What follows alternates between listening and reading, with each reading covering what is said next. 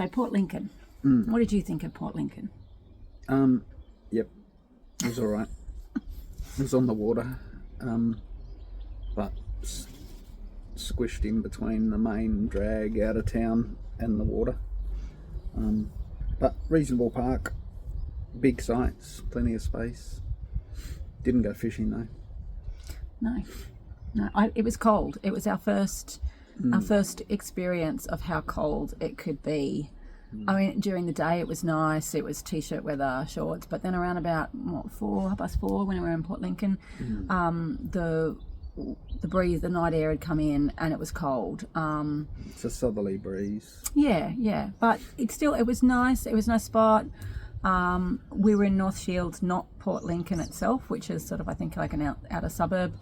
There is a caravan park in Port Lincoln, but it was quite expensive. But I went into Port Lincoln, and it was all right at town. It had a Coles and a Woolies, it had a Bunnings, a Kmart, which was fantastic. It did feel kind of squished all together. Like you had the Coles and Woolies were on the main street, and then the next street back was kind of like your industrial area, and there were like sort of homes stretched out from there. And then on the other side of like Coles and Woolies was the port. So it kind of all felt like it was really squished in, and because of the port, you'd be driving down the main street and this road train would come right through the middle of town with 3 carriages on. So, and that was, I think I passed about, I think I was in town, I just did some grocery shopping, went to Kmart, and I think I passed about 5 in the town centre itself, and more coming in and out on the road out. So, but like most places on the Eyre Peninsula, it had a pier. Everybody has a pier. There seems to be it's quite tidal on the Eyre Peninsula, so the tides just when the water goes out, obviously the boats needed these long piers in order to stay in deep water. So everywhere you go has a pier. Port Lincoln was North Shields was no exception. It was a nice little pier, it was a nice little spot. It was really just a rest stop for us to get in and do some shopping, do some washing.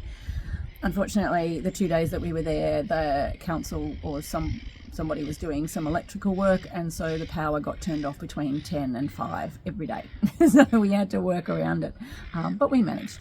So, but then we were off, and we had a whole bunch of.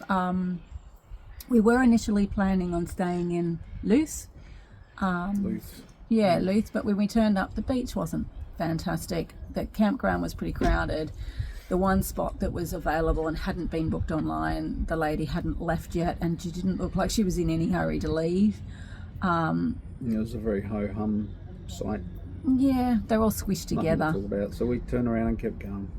And we stopped at a few different ones. There was one near Port Neal that we stopped at, and it looked great.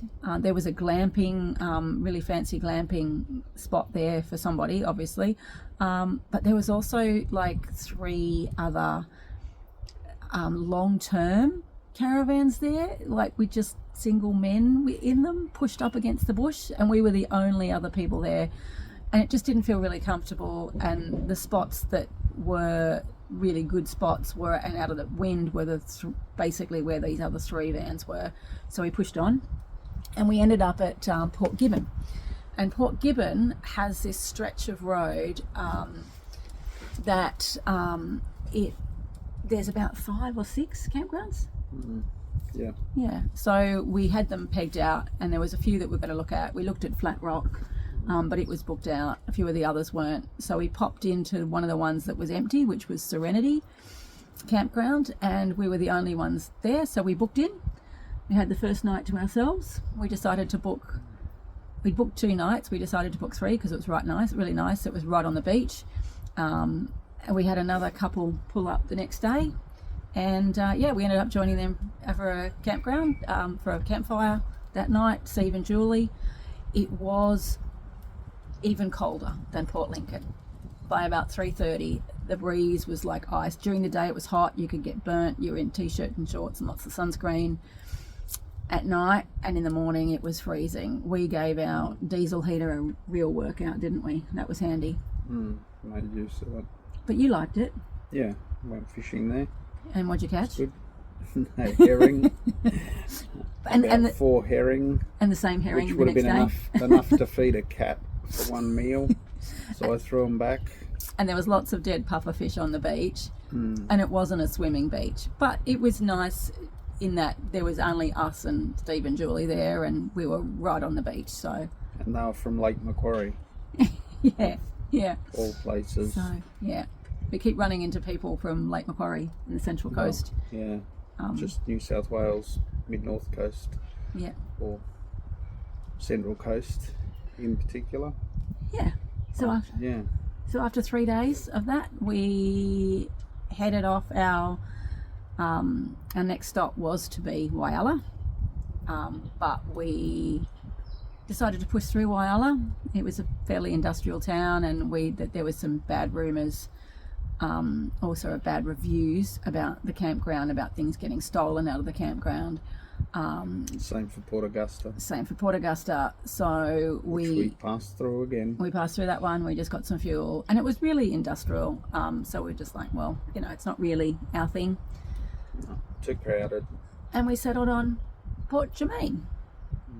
So next video will be about Port Germain because we've decided to stop here for a week. So we'll catch you then, guys.